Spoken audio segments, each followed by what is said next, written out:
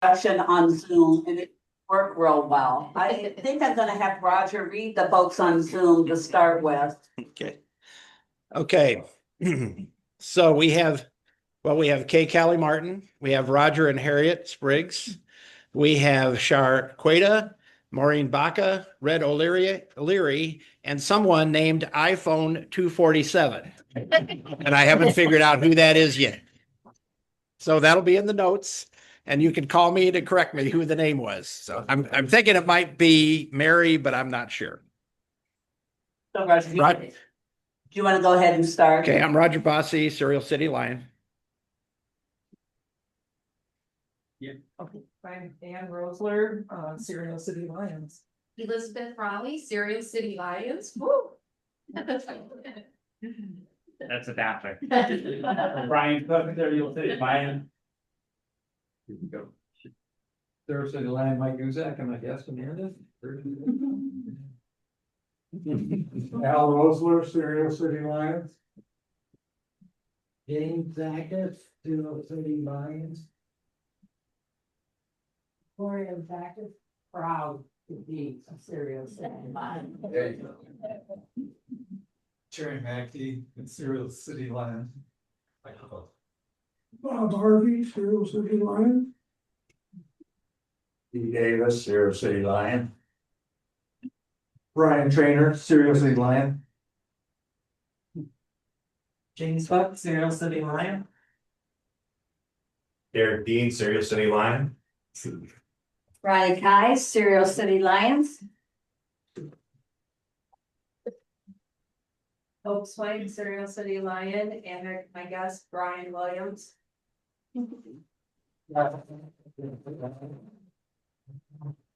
Diane Sweeter, Serial City Lion. Kay Smith, Serial City Lion. Linda Lewis Redmond, Associate of Serial Cities, member of Belgrade House Lion. Nancy Gallant, Serial City Lion. Muriel Walters, Serial City Lion, and associate member of Bedford Area Lions Club. Since our food has not come yet, we have one very, very important job that we need to do tonight. And we have some new members, so I kind of wanted to do a little recap of what's going on here. We have the privilege of having one of our members who is going to be running for district governor of District 11B1, and that is Teresa Gest. In accordance to the bylaws, we voted at our board meeting last week, January 14th, on this, and I think that was the correct date. Yes, January 14th, and we approved her nomination to the district governorship. We now bring it back to the club to vote for Teresa. And before her name can go on the ballot, we have to have a consensus, or we have to have a majority, and it needs to be in the minutes, and then it goes to the district. So it's a big deal that we're doing this. Teresa Gest is going to be the district governor for 11B1 for the year of 26 and 27. It is a one-year term. Teresa is an active member in good standing and has demonstrated exceptional leadership as a member of our club. She is our current service chair on the board. She is the district kid site coordinator and trainer. She is the past zone chair. She is a past president. She is a full-time teacher, and she is going to school at night. She is a busy lady, and she has made a definite commitment to doing a lot for our district. Teresa's passion for service and commitment and the We Serve motto makes her extremely qualified to lead our district. We are confident in her ability to guide our district in integrity, with energy, and vision.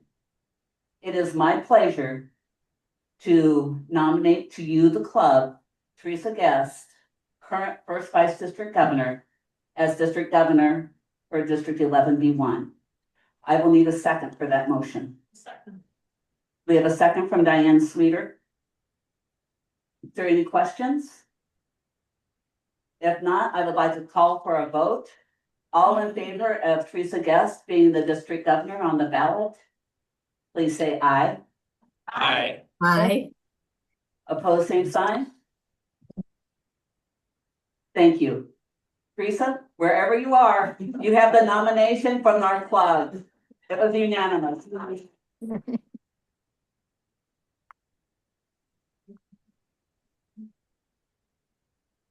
Since our food is not here yet, I have one quick thing I can do.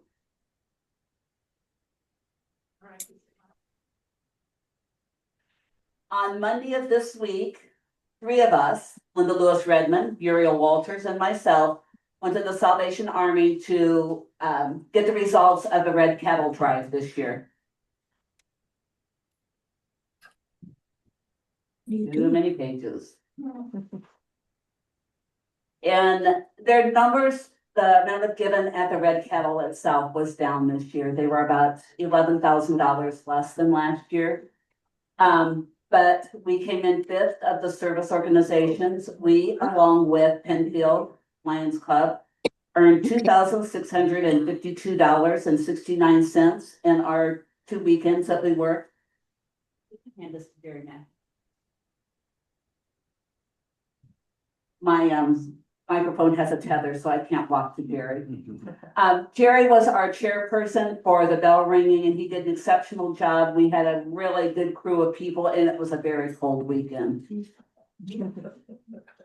The more important thing about this was that even though the number of the Red Cattle was down, the number of donations that came in by email, electronic, and other kinds of donations was up. It was $331,000.110. That's $20,000 more than last year. So they are diligently working on what they're going to do in the future with this, and they appreciated all the help, and I appreciated all the support. It was really nice to see all the people out there. The big winner this year, and they had $13,000 and change for the Rotarians, but there was 6 Rotary groups. I just want to tell you, we only had 2. And they had from Albion, Berry County, all of Battle Creek and Marshall Rotary clubs worked together to earn their money. And they were very pleased, and they said individually, none of them would have won, but together they were able to do that. And I think that's a good thing for all of us to think about. What can we accomplish together? We can do a lot. So, Jared? And a wee about Linda, who's from the Host Lions Club, that serves a number of, Well, thank you, Jerry. What's yours? Something with Uriel. Linda Lewis Redmond was one of the, were you the only host person there this year? I believe so. Okay, but she is an affiliate member with us and is a member of theirs. Thank you, Jerry. I did not realize that. Okay. On the agenda, there was a name left off, so you can hit me with a wet noodle. Diane Sweeter, would you like to talk about the spaghetti dinner? So everybody who is here should have received an envelope from me with 5 tickets each, and the ones who are on Zoom, I'm mailing them to you. And Roger and Harriet, I have to pick a little bit of a bone with you, because I didn't know that you might have had a paper cutter. So I hand cut 100 tickets and all those papers and flyers. So my hands were sore for a couple weeks after doing my headline. So if you get a ticket in your envelope and it's a little crooked, I wholeheartedly apologize, but I'm asking you doing. So I gave them out today because that leaves you 6 weeks. On March 11th, when you come to the meeting, or by March 11th, I need either the money or I need the tickets back. So if you can't sell them, you want to mail them to me, or you want to hand them to me at that meeting, that's fine. But for me to keep track of everything, I do need the tickets back. I know some people feel, as it was on one of the agendas, asking why we have to do the spaghetti dinner for a fundraiser because most of us buy our own. I look at it this way. you have 6 weeks. So if you have coffee with somebody once a week, or lunch with somebody once a week, and they're different people, that's 6 spaghetti, that's your tickets. So you have 6 weeks to get 5 tickets. If anybody wants more, you can let me know. In February, I will be putting out, the sign-up sheet for help. There will be 2 different shifts. And I believe it's 3:30 to 5, and then 5 to 7. That might be off a little bit. But we'll need, people to help come and work it, and then we'll be at first and booths. Are there any questions? Let's see. The date of the dinner is March 24th. It's a Tuesday. This ticket says 26. Oh. Might be March 26th. By the science. The date says. No, the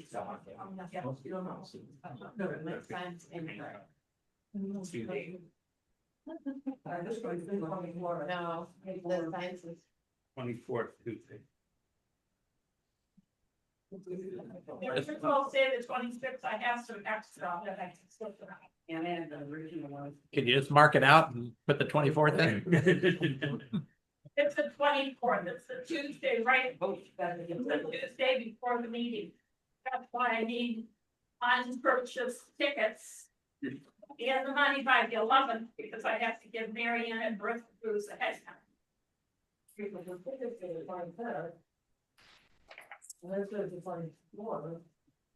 If your tickets say the 26th, if you take them to Diane, she will exchange them for the 24th. Or you can change it on the tickets to the 24th.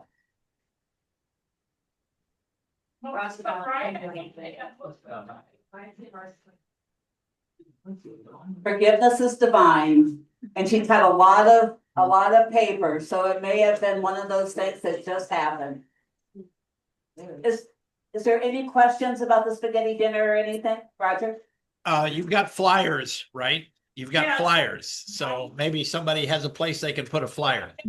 Randy, hey, Anybody can think of some place where they could just hang up a flyer that people coming in and out of your business or your church or something, they see it. What is the date of the flyer that I have?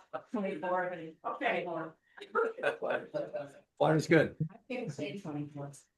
So you must have got the iPad. I got the grocery. Oh, it says 26.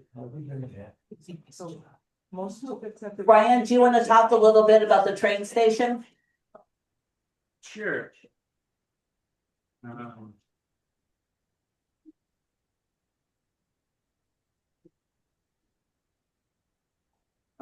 Next weekend is winter camp for the blind out at the Clear Lake Camp. The Roger's been working diligently all year long to make that happen, especially this month to get everything done. Our club, our assignment is to get the campers, meet them as they get off the train here in Battle Creek. We have 31 campers coming in on the train this year. And I think you got what, 50 or 60 campers out of camp? 65. 65 total campers, and 31 of those are coming in on the train into Battle Creek. All right. So our job as a club is to meet them at the train station. These are all blind or visually impaired people. Okay, they have their luggage and they have their stuff for the weekend. All right. Their train is coming in Friday the 6th.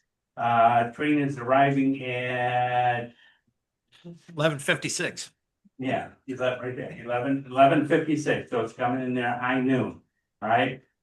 So I'm gonna need as many people as we can muster to help get them off the train, all right? And then we're gonna bring them into the train station. And new this year, we can't get out to camp till 2 o'clock, right? So we're going to give them box lunch there at the train station. And we have some other buses that are coming to transport them. We couldn't get Penfield this year because it's of the later arrival date and they have to be back to school, but we have buses coming. So we'll get them on the buses about 1:30. And then Sunday, then they go to camp. they're there for the weekend, and Sunday, I need everybody out there about 9:30 or 9:45, because we have to do the reverse, because the buses will come bringing them back from camp. Then we have to get them off the bus into the train station, and then on the bus that leaves at 10:56, so that leaves at 11.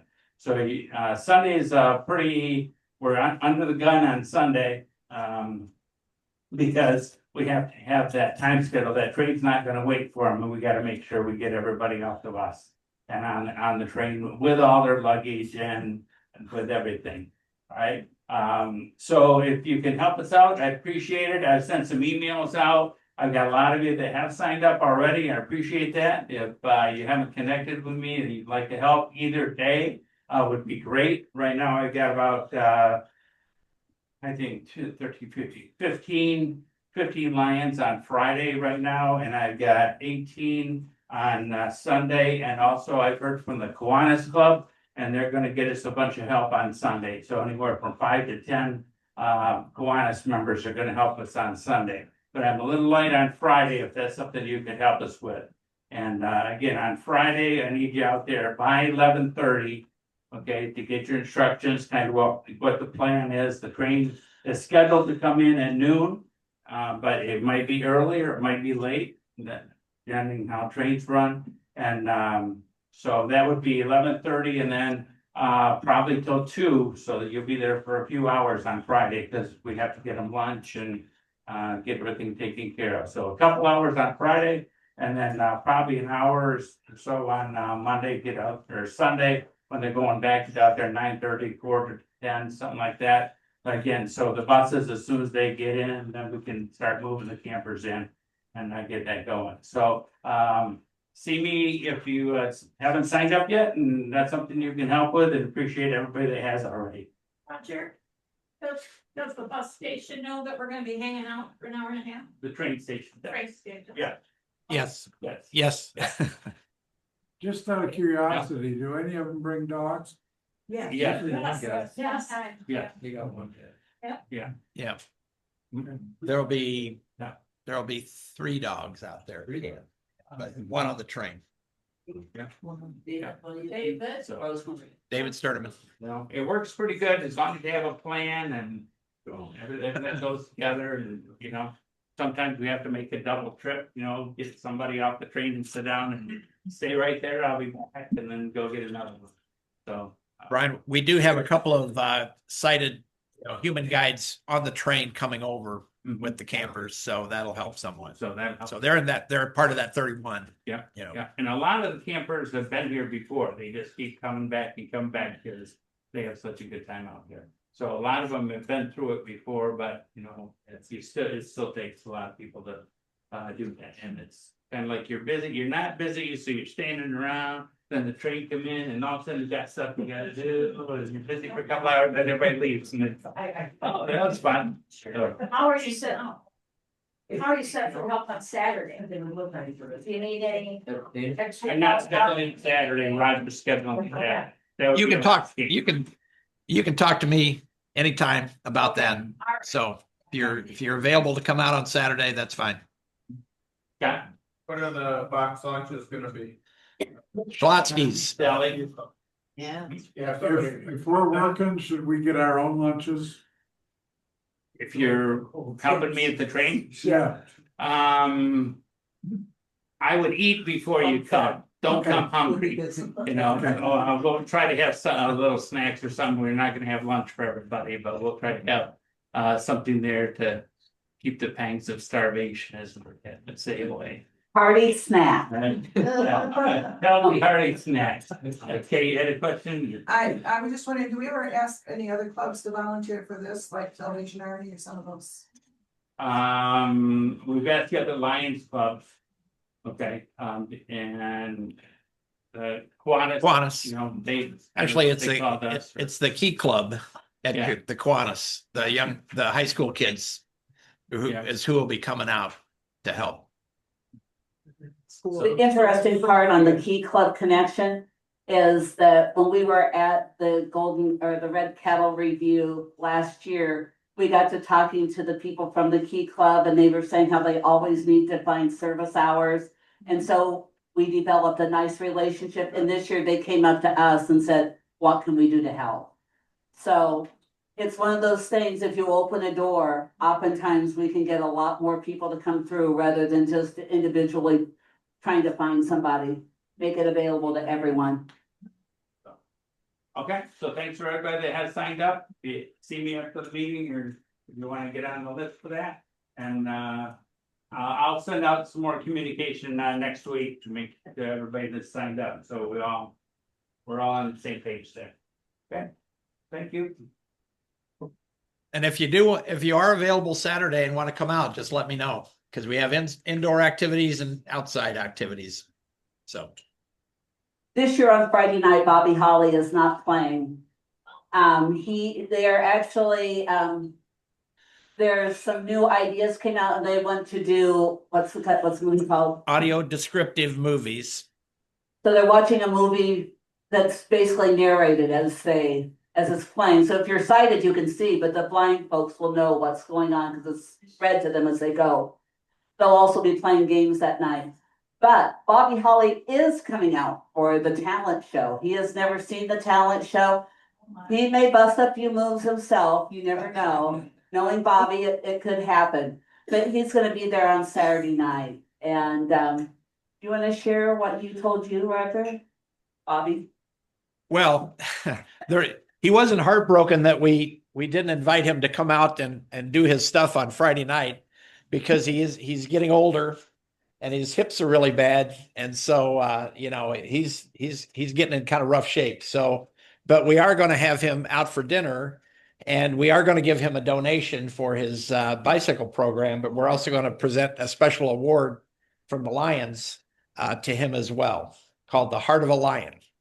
And so that should be very nice. But he's really excited about coming to the talent show, and he's never done it, so never been there for it. He's excited to see it. So 7:00, 7-ish. Okay. I missed the whole thing last year.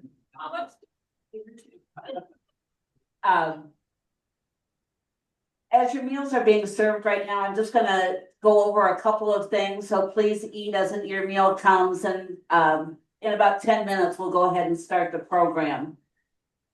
Hopefully you ordered something, Amanda. I'm good. I have to go shuffle boys around after I'm done here. Okay, so Maybe- you wanna talk, as soon as I make these announcements, you wanna go ahead and talk since you're not gonna eat? Yes, ma'am. Okay. The only two things I wanted to let everyone know is on the back table, there is, I think 3 or 4 applications or nominations for Lion of the Year. It's a district-wide event. As a Lion in our club, if there is someone that you know within our club that has really done something that you want to have recognized at the district level, fill that out. It gives you an address, or you can take a picture of it. It has the email address, and you can do it all online. But we have a lot of people doing a lot of things in our club, and I'd love to see several people here get some nominations. We've got some really hard workers, and I think that it would be very appropriate. Hey, Amanda. Oh, and Mike.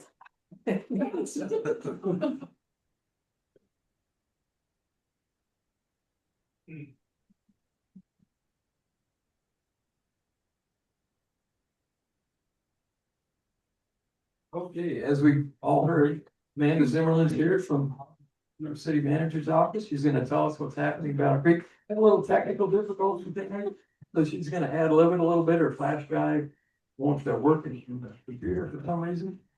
So we appreciate the flexibility here tonight. Absolutely. Amanda, take it away. Thank you. Can everyone hear me? Or do I need to bring it all the way? If you All right, can. I'll go for Zoom. Yeah. Okay. Well, I apologize that my flash drive wouldn't work. But what do they say? It's good enough for everyone, right? It worked on my computer, doesn't work anywhere else. I wanted to take an opportunity when Mike gave me the invite to come out here, kind of give you a little bit about my background since I'm new, kind of talk about my leadership style, what I want to see in the city, and a couple of projects we have going. So first, thank you for inviting me. Today I'll share how I lead, what I've observed in my first month here, our 2026 focus areas, and how we can strengthen Battle Creek together. And just imagine a really nice slide up on the screen. Well, you know, these types of groups, so the Lions Club, Kiwanis, Rotary, they power so much in our local community. Mentorship, sponsorship, everything that helps people get ahead. You play a big role in bringing people together and keeping conversations moving. And at City Hall, our job is to also meet that energy with clarity, responsiveness, steadiness, so your work is easier. A little brief intro about me. I've been here for about 4 months now. In the first few months, I've been listening, learning, and taking action where it makes sense. But my connection to Battle Creek started before I moved here. I was in the area over the 4th of July weekend, and I took time to visit the downtown district and nearby neighborhoods, walking around, talking with people, and seeing the mix of history, creativity, and possibility. That was the moment I realized that I could see myself and bringing my family to this community. There would also be a very nice picture of my husband and boys and my daughter. So, I realized that this community had incredible potential, and I knew that Battle Creek is where I wanted to be and where I wanted to bring my family. I came because this community has beauty, opportunity, strong community assets, and people who genuinely care. My North Star is definitely building a city where housing, people, and places can definitely grow together, intentionally, inclusively, and organically. Our city is resilient and it's ready to grow. And what I hear from businesses in the area is simple and consistent. Be clear, predictable, and fast. Our partners are leaning in. I'm sure that you're all familiar with our Chamber of Commerce, Battle Creek Unlimited, Kellogg Community College, nonprofits, and all of the philanthropy groups that we have here. And there is an alignment and a real focus that is an asset for our community. When a community is ready to talk together, City Hall can focus on clearing barriers and helping things move forward. My approach to leadership is definitely listen, align, and deliver. Listening for me, it's just good leadership. It starts with listening, especially when you're the new person in the room. I always hold that if I'm the smartest person in the room, we're in trouble. There are a lot of people that I work with who are a heck of a lot smarter than I am. And I have found in the few months that I've been here that we have a really, really great team at the City of Battle Creek. So in these first few months, I focused on getting to know the community and the people who are doing the work here. I've been asking what's important, what's working well, and what's getting in our way of making progress, and what support do you need? And as I spend time with staff, learning how each department runs and hearing directly about their challenges and their wins, I get the real picture of what's going on here at the city. I want to align things as well. Once I understand the landscape, which I'm getting there, that's when I start aligning things. Taking what we've heard and turning it into clear action, who's doing what the timeline looks like, and how to connect others to big goals. It's not about rushing decisions. It's about making the right ones and with everyone on the same page. We follow through, we check our progress, you can tell us how it's going, and we'll adjust when we need to. It's a cycle. Listen, align, and deliver over and over, so we keep improving and building trust. Inside City Hall, this means service mindset, clear points of contact with fewer handoffs, because I know sometimes it can feel like you need a decoder ring and 4 different phone numbers to be able to find where you're supposed to go. And for business, especially, fewer surprises and smoother and faster paths to here's how we can make this happen. In the first 90 days, I have discovered that we definitely have a staff who cares. I don't know how much interaction that you've had with staff at City Hall, but for me, they've been wonderful. Watching them interact with the public has been absolutely wonderful. I see people problem solving every day, taking ownership every day as well.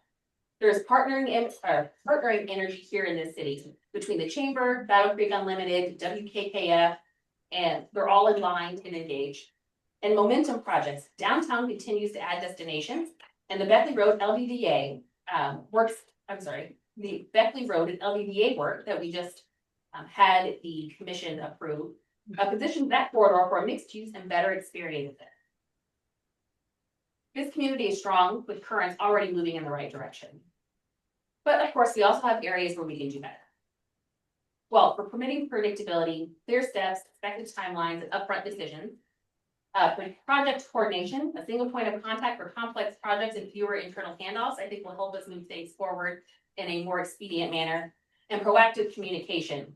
We shouldn't leave anyone guessing, and more early communication, simpler checklists, and clear status updates are important. I don't know if you've been following along with our social media, but I think our social media managers do an incredible job of making the city seem more human. It doesn't seem to just be a supplementation of our website onto our social media sites, it's actual engagement. And I was incredibly pleased that that happens here, because it doesn't happen everywhere like that. This is a part of our improved communication approach, talking plainly, clear about what's happening and why, and making sure people have the ability to ask clarifying questions if they need to. So what can we expect internally? Operational excellence, strengthening internal coordination, so your experience with the city is predictable and timely to navigate. And process improvements, improving how we communicate with the community and businesses, removing jargon, clarifying next steps, and making it easier to know who to contact when you're trying to get something done. Whether that's for your personal property, for your organization, making sure we can connect to correct people. And then fiscal responsibility, directing resources to the community's highest priorities for keeping long-term stability front and center. You know, because where people put their money is what's important to them. And that is definitely something we want to do, is make sure that we are providing resources to the projects that are most important to this community. And for our external priorities, one, of course, is economic growth and retention. And we're focusing on the places where we already have momentum, especially in the Bethany Road LGDA corridor and the downtown area. We're supporting redevelopment, strengthening mixed-use opportunities, and improving the infrastructure that has helped our businesses around here thrive. We stay closely connected to employer needs, both who are partners with the Chamber and the VCU. When we understand what they're dealing with, it helps us to better facilitate whatever changes need to happen, if they need to happen at the city.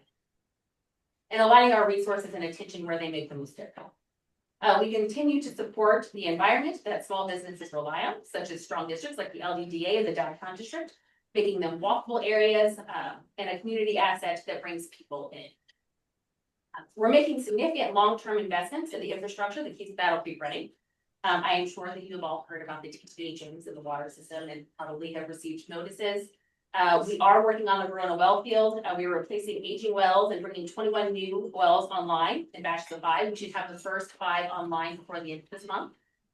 And we're strengthening the reliability and modernizing of the backbone of our water system. We also are moving forward with the fire station renovations. It's a $25 million modernization project, with 2 new stations being built. Station 2 and Station 3 are going to be completely replaced.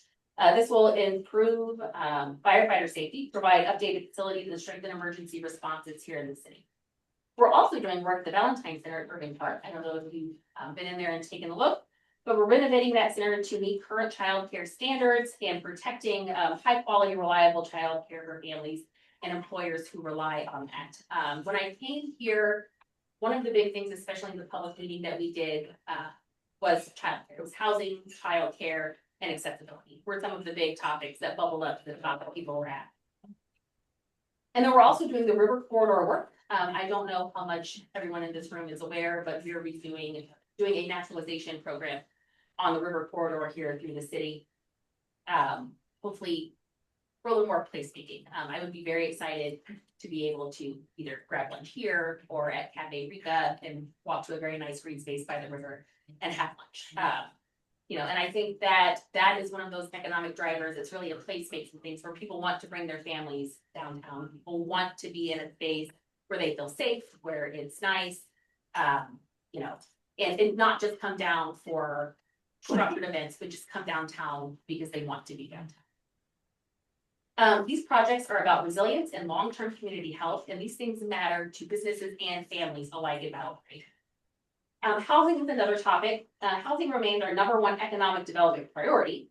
We're implementing the housing strategy, infill, missing middle, mixed use on our key corridors so people can live near opportunity. We're also working on the new countywide transportation authority, the new countywide transportation authority as it scales on-demand service to help residents access jobs and education and healthcare. The TAC has also told me, and I'm sure that some of you already know this, that they restarted lunchtime service. There's no longer that gap in service during the lunch hour. We're also working with our housing strategy. I'm going to make a little plug for this meeting. Our next housing strategy meeting is February 19th. 5:30 to 7:30 at DPW, and we want the community at the table. So if you are available, if you have interest, you can definitely come. If you want to just send me an email, I can make sure that that information gets passed along to the appropriate bodies, so your input can be folded into, to the plan. Digital accessibility is also another item that we are tackling this year. We're making online services usable for everyone, aiming not just for the federal compliance that's required by April of 2026, but compliance, just usability is a milestone for us. It's a real challenge sometimes. Our website, in my opinion, isn't easy to navigate. There are a lot of very deep pages that if you didn't know where you were looking, it can be a little difficult to find. So we're trying to make the website both more accessible if you are visually impaired, just so everyone has an opportunity to use it. And then you're also going to hear this a lot from me. We want communication that feels human and easy to follow, like I was talking about with our social media presence. I want people to look at the city and see it as accessible. That we're not people who are just off in a building, that we are people in the community. I live here, you live here, we're all neighbors. We all want the same thing. We all want the community to thrive. So that's something that we're really pushing for. And like I said, our communications department, I think already does a great job on that, but I think we just need to double down. So what I'll leave you with is, bring us in early. If there are things that you need from the city or that you think you're going to need from the city, bring us in early. Tell us what you think those things are. Tell us what you think needs to be fixed and partner with us on solutions. Battle Creek is resilient, our partners are aligned, and our 2026 plan is practical and grounded. Let's move this community forward together.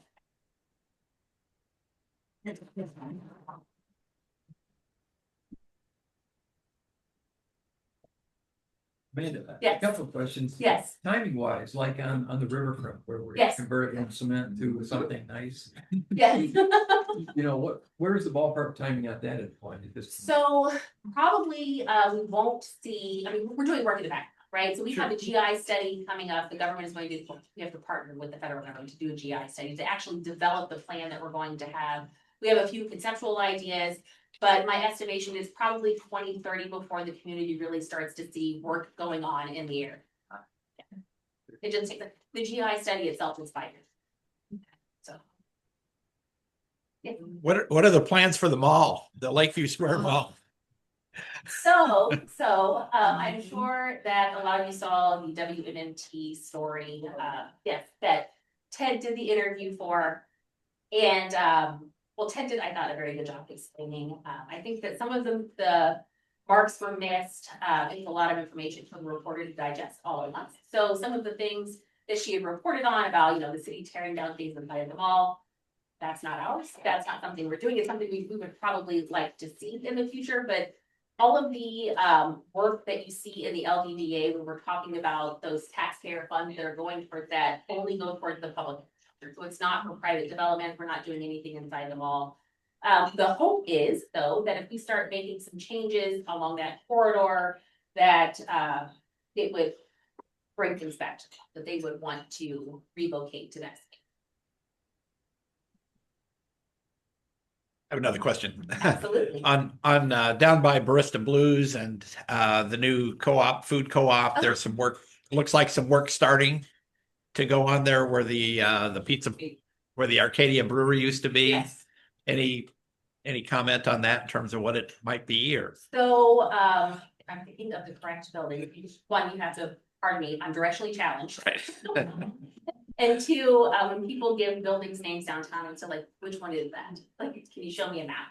There are a couple housing projects that are going on downtown. I know Percy and Clara are doing some work. They're putting in some housing. I think it's 10 units of housing with a restaurant on the bottom floor and some entertainment in the middle. And that may be the project eventually. Okay. Yeah, they just started putting sheet metal up. On that project, no, that's not the same project. So that one is basically, it just needed to be shorn up. Okay. And held firm. Yeah, so it doesn't fall down. Yes, so it doesn't fall down. Yeah. I have several friends who have they don't drive and they're very, very frustrated because there's no taxi cabs, so they don't have Uber, they don't have Lyft. Is there anything that's being looked at to help with that? So if I don't know how much experience you have with the public transportation that we have here now. Well, I tried. yeah. So the tech, they now have BC Go, which is basically an on-demand service. They just call now. What I'll tell you is, it's not the same as calling them. It's just not. But if you know in advance that, you know, you have a doctor's appointment on Tuesday, you could call, make an appointment, and then a van comes to pick you up. You don't have to go wait for a bus. They'll come pick you up at your house. So did we ever have Uber service here in Battle Creek, or do you know? I think so I can tell you when I came in for my interview. You know, I was thinking, okay, well, I'll grab an Uber and go around. There was no Uber for me to go. So I don't think that we have that service. I know that there are a couple people in the community or a business owner that may be thinking about starting or trying to start a service like that. But right now, you know, I do think that our public transportation is quite good. The executive director for the TAC, Mallory Avis, is an incredibly smart person. I'm pretty sure she is not directionally challenged. I know that for a fact. You know, she can pretty much figure out the best path to get wherever you want to in this county. So I would encourage people, I know it's not Uber, but I would encourage people to explore, not Battle Creek Transportation or the Calhoun County Transportation Authority. Great. I have a question. Housing, like, a lot of people, they can't find housing or affordable apartments. They're wanting like $1,200, $1,300, $1,500 a month, these rental people, and the people I talk with all the time, they have to stay in motels and stuff because the rental places, and there ain't any rental places really. Is there any way that you guys are working on like attracting some apartment developers, or like all these elderly places, they're getting old. Like the Cherry Hill Manor and the one up there by the hospital, they're all, you know, they're packed and they're really not in nice condition. They're elderly people, anybody over 65 or something. So what I'll tell you is, the city is actively pursuing projects. If you know where the Dollar site is, so it is the site that is directly across from the federal building. That site, the city did an RFP, so a request for proposals for projects for that site. We received 3. We selected a company called Pivotal. And their hope is now that we have this RFP process and that they were the successful person for that they'll be able to submit their LIHTC, so their application to MSHDA in April, to be able to fill a funding gap that they had, to be able to start building in that location. I had a meeting with WKKF today, like their housing group, and the housing authority, there's representatives from there. When we're talking about Cherry Hill and places like that, the representative from the housing authority said that they are undertaking renovation programs on their existing building. That they're making application, to be able to do that, trying to get funding to be able to do the renovations. There are other projects that are going on. If we're talking about the river naturalization project, there is the Blue Light project, which is where the old Kmart site was. They're looking to put housing there as well, and that project is going to be underway soon. Sorry. Are they gonna convert any of the old high schools or old schools into apartment? So, to my knowledge, no one has brought that to me, that is one of the things that's going to happen. That doesn't mean it can't happen. But as far as I know, there haven't been any developers who have been approaching the city or the school district about these. Yes, ma'am. They're running a lot of, have been running a lot of fiber optic cable around. Yes. Updating that, and it finally came past our house now. We live on the north side of town up there. Is there a specific carrier that you know of that's gonna tap into that, the internet, or? It's MetroNet that's running the fiber. MetroNet. Yeah, MetroNet. Gloria? I have a question. We're getting ready to, they're talking about tearing down Southwest. Okay, could that be converted, or is there too much damage to not be able to? So, I'll preface this by saying that's not a city-owned property. But my understanding is, yes, if there's too much damage, it would take too much work to convert the inside of that, and that's why there hasn't been anyone interested in taking the property and converting it into housing. I do think that the ultimate goal for that site is housing, but it would be demolishing the building and then buildings. I have one more question. Yes. The houses that people have left and walked away from. And, how about if I could find contractors that would come and fix them houses, if the city would give them tax write-off and you would put people in their home? So with that, the majority of the housing that you're talking about are probably owned by the land bank and not by the city. And if that is the case, I would encourage you to contact the Calhoun County Land Bank. That's in Marshall, right? Yes, yes, I would encourage you to contact them. And they would be the ones that would be able to help you facilitate that type of project. I do know that is one of the projects the land bank is trying to undertake itself, is having houses and putting them back on the market. I'm trying. Are they talking about any housing for the homeless? Who was it that has all of mobile? I think Kalamazoo had talked about doing that, and I think the Kalamazoo ended up getting sent to is what happened there. There has been no talk in the city of Battle Creek about doing that here. But you know, there has been not just housing for the unhoused people here, but we did have a meeting. There is someone who does more of the modular homes that wouldn't be as expensive, that, you know, that we could put some lot, especially like in the post neighborhood that have those smaller lots that we could put there to help people find a house. Was somebody on there that had their hand up? Well, corner, okay, up top. Hey, Kelly, have a question? Kay, did you have a question? Yes, I was You asking. can't hear her I'm sorry, though, that's the problem. can you hear me? She'd have to, well, she's not on mute, but Kay, can you put it in the chat? Can you type it into the chat? No, it won't do. I'm on the phone and it's not letting me do that. I know how to do that on my computer, but that's all right. I'll check another time. That's fine. That's fine. Say thank you to whomever's doing the texting. The text alerts have been great.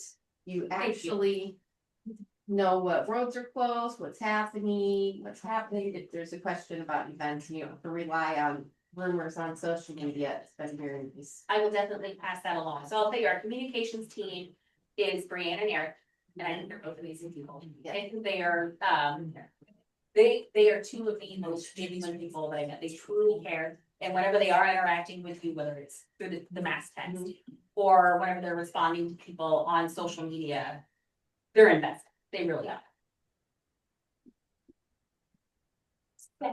Are there any city services that, or initiatives that help those with mental illness and addiction issues? Are there? So, we do have a project currently going on right now, for permanent supportive housing. The city had invested a lot of ARPA dollars and, opioid dollars to rehab a facility. Actually, the rehabilitation is going on now. I think we approved the contract 3 meetings ago. And once that is completed, it will be turned over to a private company to run, but it is for, mental illness and addiction. Yes. I have a question. Doesn't St. Mary's Lake, the old hospital out there, don't they do the rehab for drugs and stuff? That I'm not sure. I think that's private now. Yeah, that I'm not It's sure. not, it's private now. It's private. Yeah. It's some that way because Yeah. some that. Are you talking about like the convent that was on the lake? Like Yeah, over there? because what it was is, I had some gentlemen around the street, I go homeless off, you know that, okay? And I put them in homes, okay? And one of them was in the drugs real bad, okay? And I got him transferred out there. And that's why I was wondering about that, because that's what they do, well, that's what they was doing, okay? Okay. Is rehab for drugs.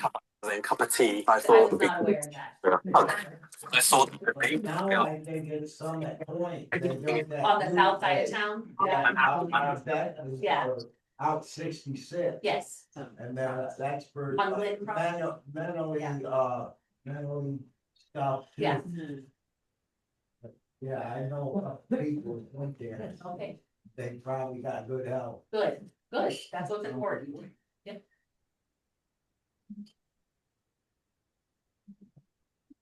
Well, I appreciate you guys letting me come talk to you. And I hate to talk and run, but I have 3 2 boys at home. I get to go shuffle them around tonight. Thanks so much. Thank you.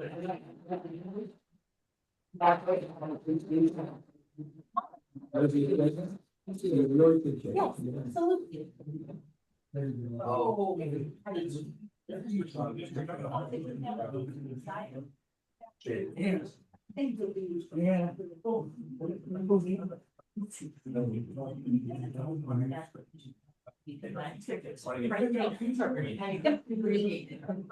Do you want me to put it on? And I'll take the ticket that I gave out. Because otherwise my whole spreadsheet on the other side, I'll mail it to you. I can just figure out, I'll let now that there's like the issue. In general. I have a favorite card. Right. You ever need them?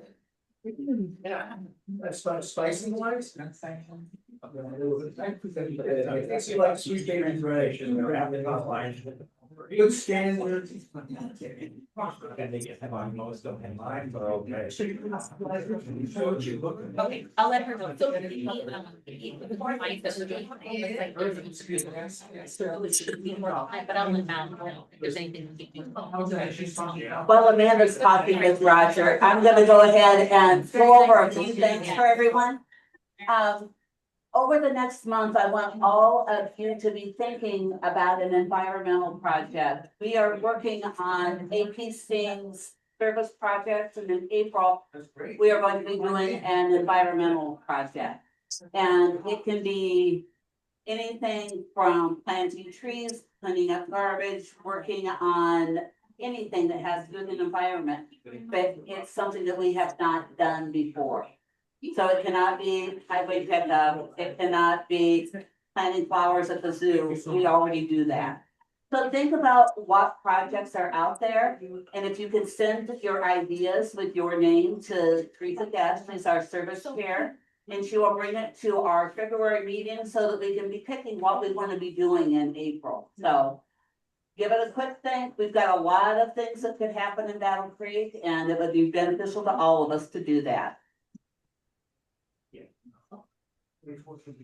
Next, Jane, let's see, is Jane Cook in here or did she walk out? And then Jane's out right now, okay. The next thing on the list I'm gonna share with you is that in next Wednesday at 3 o'clock in the afternoon, we are going to be meeting at Lakeview Assisted Living and giving an emeritus award to Carlisle Sims.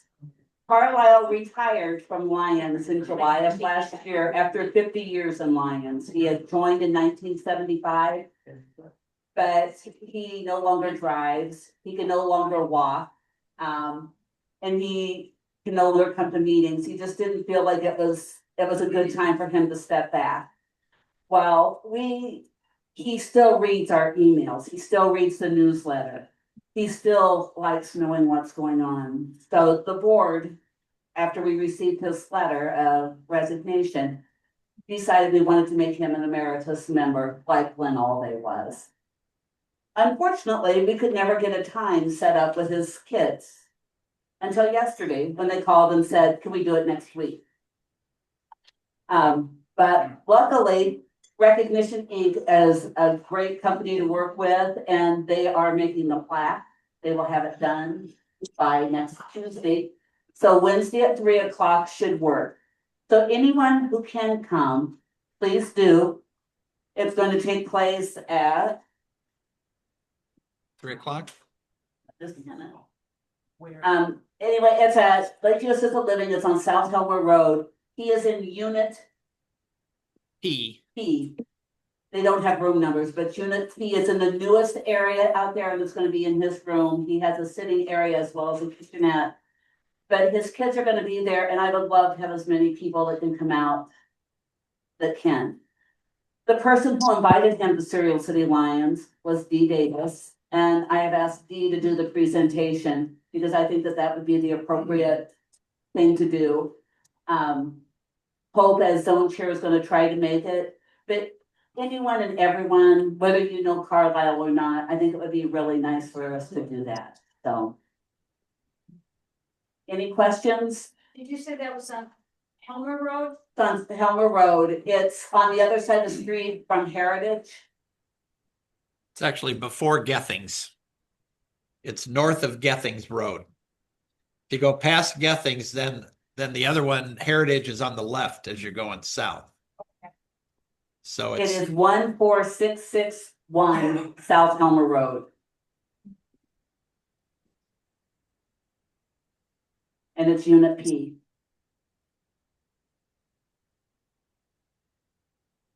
Three.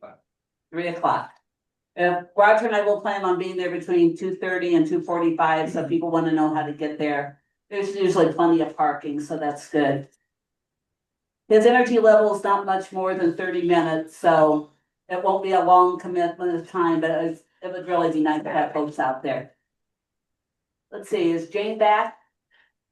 Yay, there she is.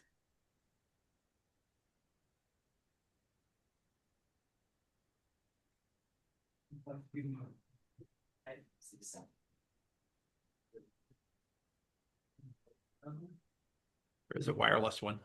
There's a wireless one over there on the table. This will look really. So I passed out tonight, it's time for the Lions of Michigan Foundation raffle.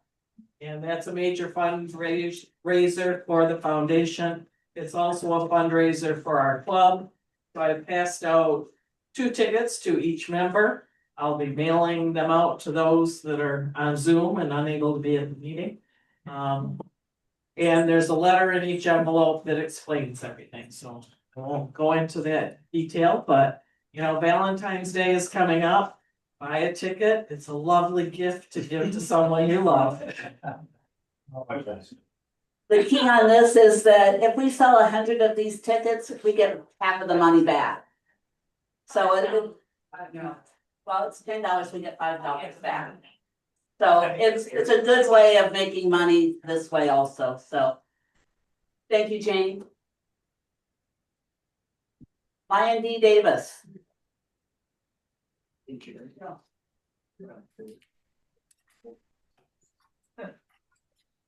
I think I can do it from here probably. We have a lot of new members anyway, you probably know I'm D. Davis, but my other thing is I'm chairman of the Constitution and Bylaws Committee. And that's what I'm talking about tonight. The members of the committee, Bob Harvey, you put your hand up, yeah, and Mike Guzak. A letter was sent to the board of directors. I kind of wrote this down because it's rather important, and I don't want to walk out and say, gosh, I wish I said that, or I wish I hadn't said that, or forgot, or whatever. Anyway, a letter was sent to the board of directors for their January meeting from the Constitution and Bylaws Committee. But the general membership hasn't been brought up to date on what became of the suggested changes that the Constitution and Bylaws Committee put before you. So as chairman of the committee, let me bring you up to date on what's happened. It's really the board members that know because of that letter. So this is as the committee sees it. So I have 4 things. Number 1, there's some serious division within the club concerning the suggested changes. And since the club is more important than constitution changes, the committee has withdrawn the suggested changes. The committee believes that the changes are needed and are very important, but they're not more important than the club. The above mentioned letter to the board told the board that we were withdrawing the suggestions. Number two. Prior to this, I was asked to contact the district governor, which I did. The district governor asked me to describe what the changes were that we were suggesting. So I did that, went over that with her. She made no comment, but did say she was going to ask some people at the district level what they thought about our changes. Now, we talked to Lions International more than once. We haven't talked to Lions International about it, and this was since this afternoon, actually. Lions International told us that despite what the district governor might have said, the district governor has no authority to tell us whether the changes are okay or not. It's international for that. Number three, when we voted on the suggested changes last September and they were voted down, the question was raised at the time whether international would approve our suggestions or not. And we had just assumed it was okay. We had not contacted Lions International. But a few days after that September meeting, I called International. They put me in contact with a lawyer who at that level deals with that. And I went over what we suggested, and they had no objection at all. They just said, yeah, that's all okay. Now, Mike again this afternoon talked to them, told Mike the same thing. It was a different person that Mike talked to. And they said that actually Lions clubs, all of them, are I didn't know how to spell the word. They're anonymous. Autonomous. Yeah, they're autonomous. They're autonomous. They pretty much can do what they want. Right. They don't need permission from anybody to do it. But anyway, International said it all seems fine with us. So number four, final one. The committee sees the suggested changes as no more than putting in writing what has been our unwritten policy for over 60 years. However, because of the conflict that developed, and the committee said, hey, the club is more important than changes in the Constitution, we did withdraw the changes. However, there is a movement on in the club that maybe next year, which would mean after July 1st, the Lions year, with some changes, because the committee's learned a lot too in this process, that maybe next year we look at these changes with some minor adjustments again. And so that's in the works, but that's not this year, that's next year. So the committee wanted everybody besides those on the board, you know, to know where things stood. And so, oh, wait a minute, close this up. Oh, thank you for letting us share the committee's view. And we really don't see any need for discussion or debate on the changes at this point because they've all been pulled. There isn't been withdrawn. There's nothing on the table as far as changes in the Constitution are concerned at this point and for the rest of this calendar year. So that's our final report. Thank you, Madam President. Thank you, Dee. I will let you know that within our district, I believe we are probably the only club that has a Constitution and Bylaws Committee that meets, that is intact all the time. And I have to appreciate the tenure and the experience and the commitment that Bob Harvey, Mike Guzak, and Dee Davis has provided to our club.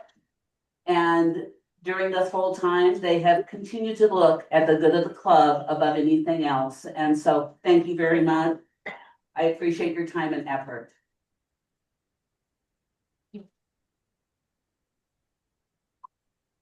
I have, before I turn this over to Mike Guzak, the lone member of the program committee here, to do the games. For those of you who did not know it, we have our lion tamer, no, our tail twister back with us tonight. He made it back from Thailand where he had a 90-degree temperature change to come back to Michigan. So we need to be very kind to this man, because let me tell you, if there's a person who's gone through a lot of shock in the last week, it's this guy right here. Mike, take it away. Okay. By the way, you need 20 turns, that's called thermal shot. Yeah. All right, let's see here. Yeah.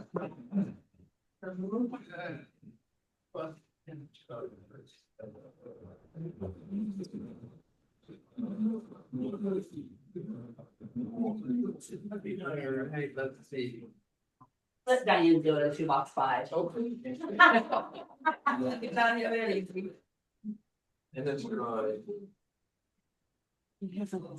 Last week, We haven't gotten a bill. That's right. There you go. there we go. Last week, Mary, or excuse me, Harriet won on Zoom, so Zoom winners are still good.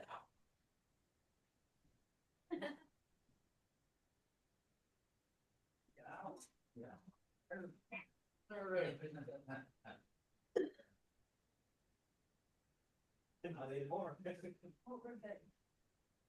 Okay, card draw. We have a 5, 6, and a 10. Let's start with the 5. It's about you can have one for me. Okay, last 3 numbers 059. Oh, that's right. Yay. Oh, first time, I think. Go. Yeah.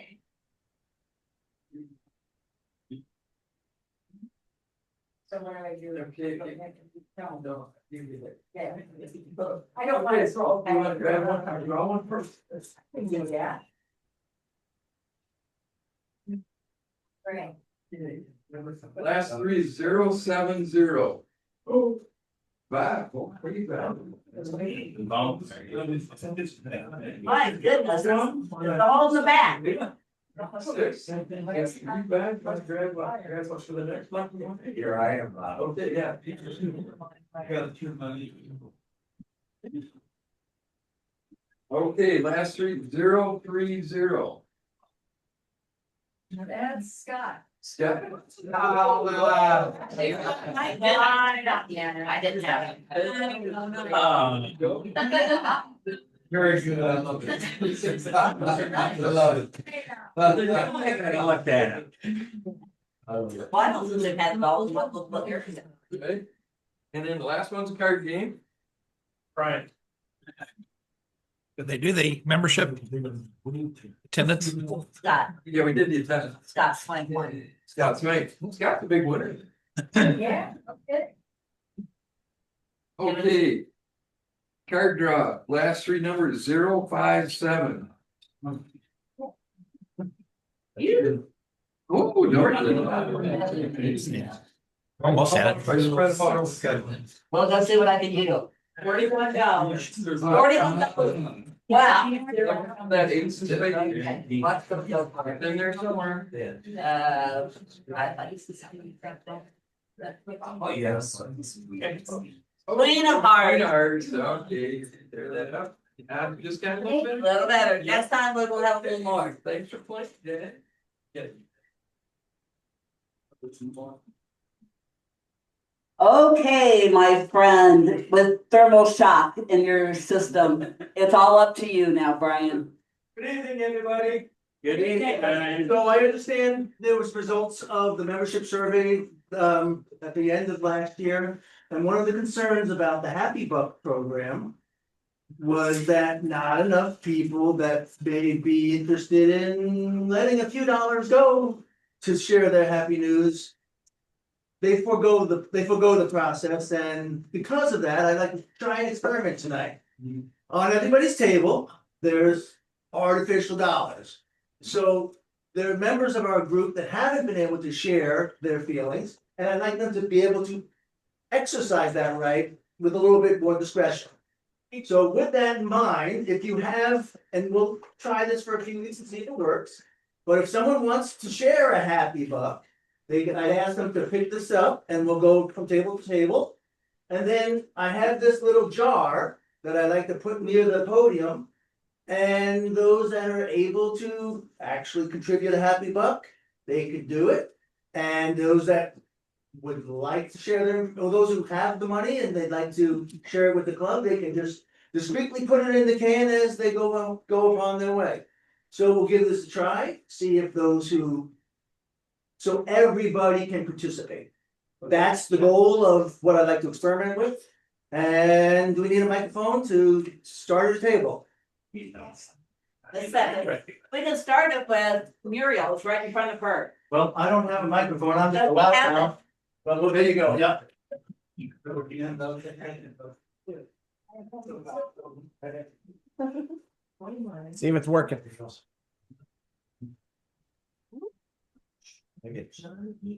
live and breathe that. Is it on? Yeah. Dorothy, hand it to me. Dorothy? Dorothy? Yeah. See if it's on. It See is.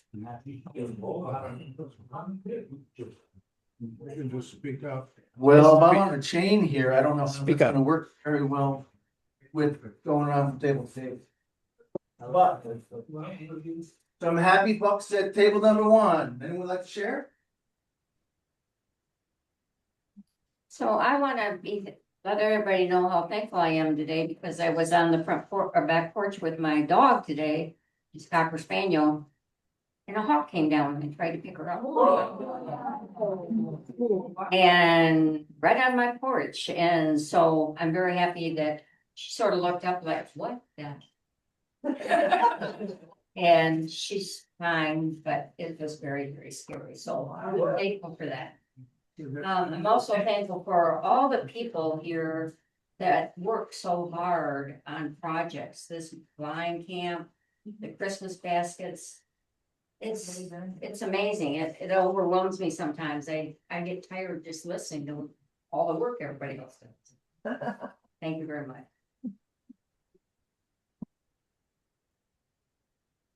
Anybody else at this table? I'm just thankful that I took a Christmas trip to Florida this year and my son did all the driving, so I was very happy about that. If I invite you back next year, I'm going. Very good. I listened to a talk or a chat on Saturday. And Roger and Kathy are in charge. And it's the blind people all tune in. And I'm just amazed at all the work that Roger has done this year for blind camp. I mean, you can't imagine, I sit there and go, oh, wow. And all the new ideas that they've come up with. So if you haven't been out there, it's great. Thank you.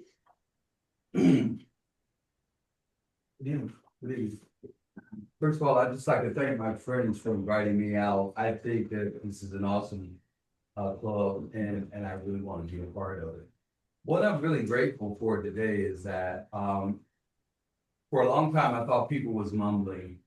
And one of my co-workers, I worked at Sam's Club, she runs this little area over there where they do the hearing testing.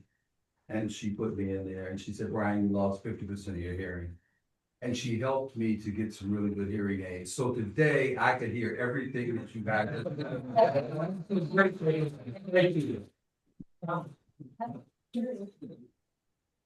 want to thank everybody who came out to my zone meeting and who helped me to get the room, and to Teresa, Gest, who did the human guide training, and thank you. And we have a wonderful club. Well, I know many people are not real happy about the snow, but I'm happy for the snow days because we've had more playtime with our grandchildren. Indoors, though, I will say.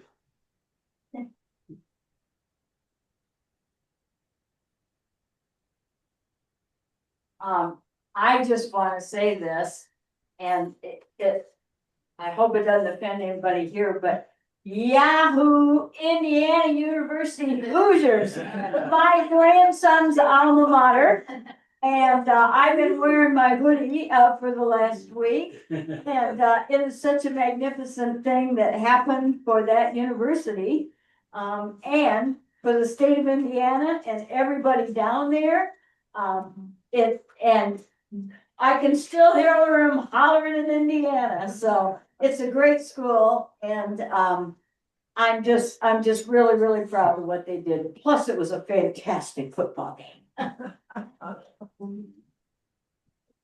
Anyone over here?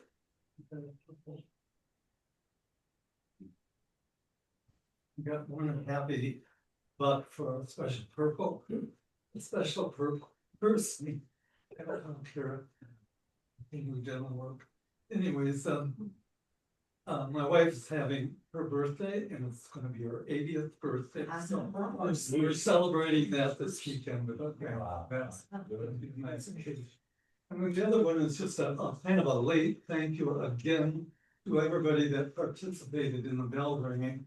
And you know, for a weekend, we raised $2,652 for 2 nights and then 2 nights. I think Penfield probably did 2 nights also.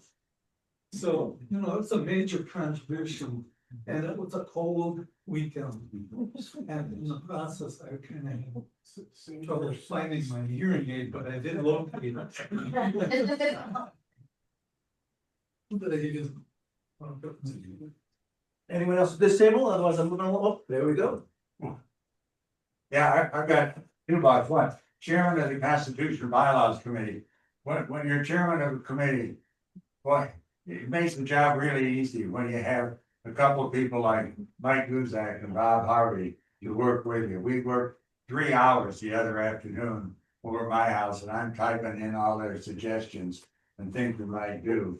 Anyway, they've been a big help, so thank you, you too, the 2 of you.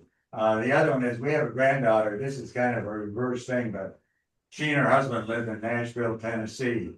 And boy, she said the ice on the roads is, she said it's an inch thick. People are ice skating just like it was an indoor rink on the road. Of course, they're out of their house with no electricity. They go back every couple of days to get a change of clothes, but staying with friends. And so it's a tough go in Nashville. Thank you.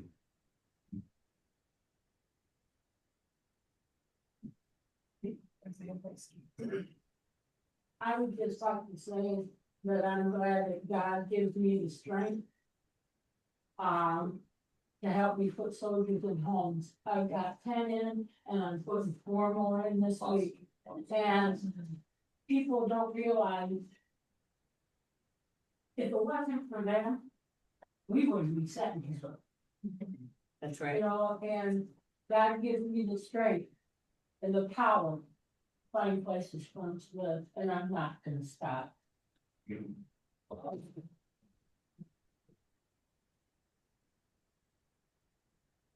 All right, one for my, speaking of grandkids, you know, my little Oscar, he's now what, 2.5 weeks old. And I saw him and he's growing great and having a good time.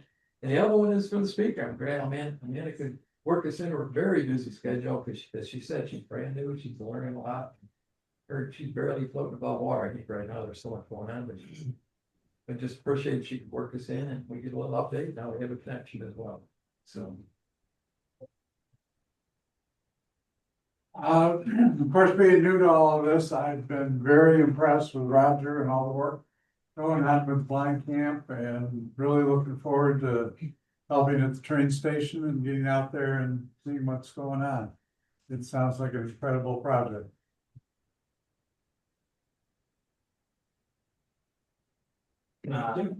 Happy bucks for Dee and the Constitution Committee for all the work that they've done with that. And appreciate that. What you're doing. Also, this is Dee Davis night. He's doing orientation for us for our club, as you see in the upcoming events. But next Wednesday, February 4th, he's having orientation for our new members. That was another thing that came up kind of through the survey or that Kay and I talked about.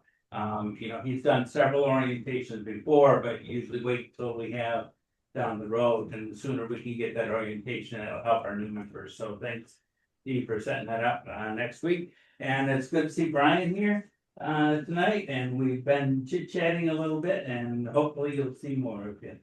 Thank you. Yay.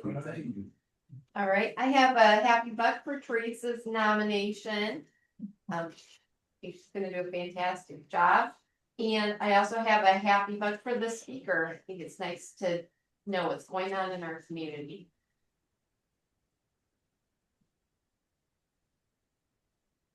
I have a happy buck to thank all of you for making us feel so welcome. I love your apron idea. It's got me around and meeting everybody and getting to know most of your names, so that was fun.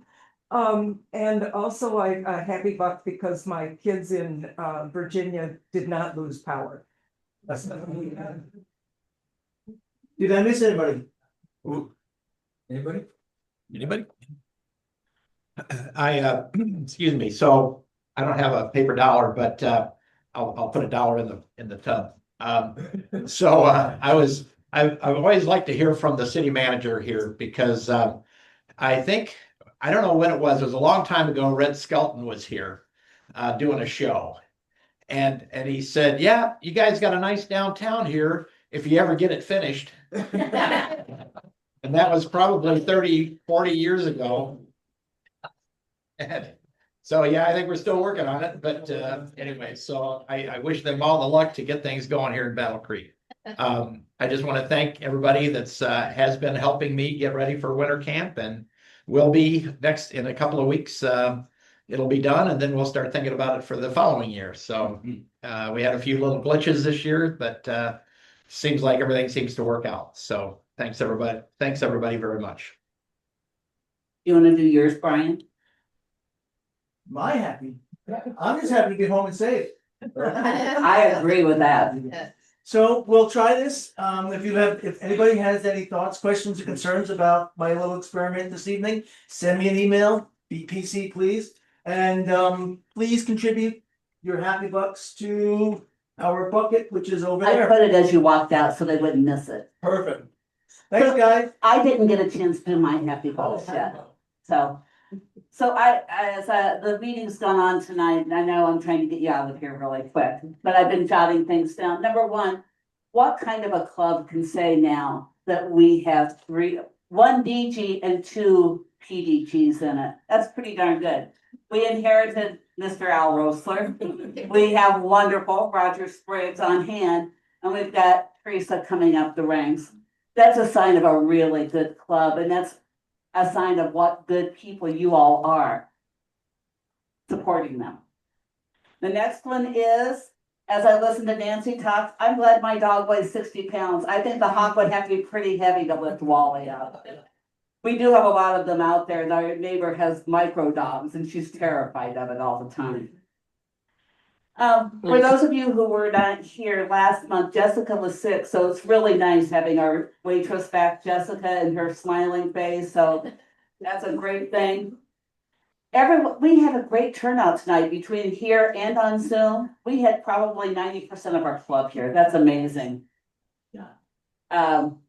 Last week, a group of us got together at Mary Side's house and we did a lot of crafty things. If anyone says you can have 6 women together and there was no talking going on, all we were doing was gluing, cutting, and having fun. So, Linda, thank you for bringing the cards, and it was a lot of fun. We may do something like that again in the future. And I hope everyone could come out and celebrate Carlisle. 91 years old, 50 years in Lions. There's a lot to celebrate on that man. As I get ready to close the meeting, actually, I'll do that. I'm going to adjourn the meeting. And if anyone likes to eat, they can talk to Gloria afterwards. She has an opportunity. Thanks, everybody, for coming. What a great meeting. What a great club we have. Thank you. Thanks, Steve. Thank you. Yeah, you could be able to help.